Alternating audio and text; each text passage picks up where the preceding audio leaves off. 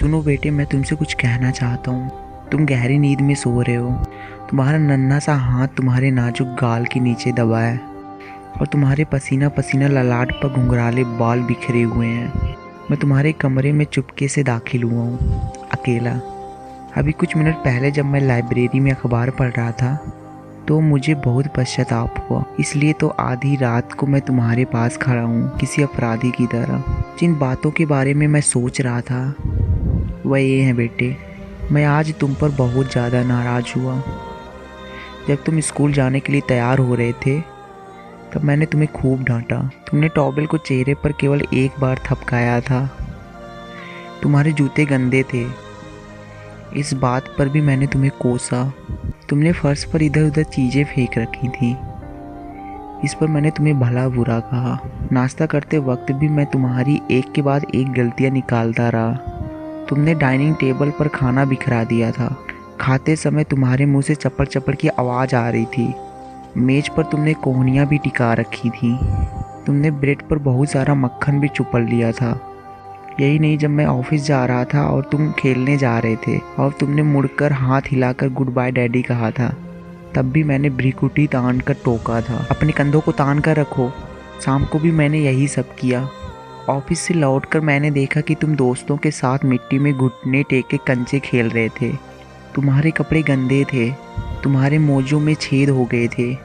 मैं तुम्हें पकड़ कर ले गया और तुम्हारे दोस्तों के सामने तुम्हें अपमानित किया। जब तुम्हें खरीदने पड़ेंगे तब तुम इनका ज़्यादा ध्यान रखोगे।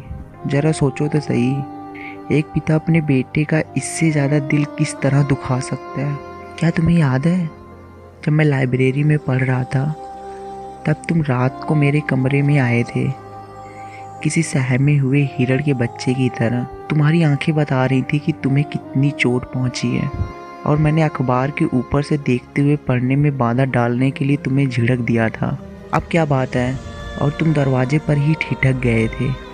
तुमने कुछ नहीं कहा, तुम बस भाग कर आए, मेरे गले में बाहें डालकर मुझे चूमा और गुड नाइट करके चले गए। तुम्हारी नन्ही बाहों की जकड़न बता रही थी कि तुम्हारे दिल में ईश्वर ने एक ऐसा फूल खिलाया था जो इतनी उपेक्षा के बाद भी नहीं मुरझाया। और फिर तुम सीढ़ियों पर खटखट करके चढ़ गए। तो बेटे, इस घटना के कुछ ही देर बाद मेरे हाथों से अखबार फिसल गया और मुझे बहुत आत्मग्लानि हुई। यह आदत मेरे साथ क्या कर गई। गलतियाँ ढूंढने की, डांट डपटने की आदत सी पड़ती जा रही है मुझे।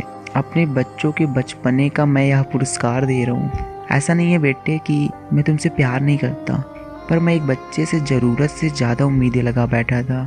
मैं तुम्हारे व्यवहार को अपने समय के पैमाने से तौल रहा था और तुम बहुत ही प्यारे हो, उतने ही अच्छे और सच्चे हो। तुम्हारा नन्हा सा दिल इतना बड़ा है जैसे चौड़ी पहाड़ियों के पीछे उगता सूरज। तुम्हारा बड़प्पन इसी बात से साबित होता है कि दिन भर डांटते रहने वाले पापा को भी तुम रात को गुड नाइट किस देने आए।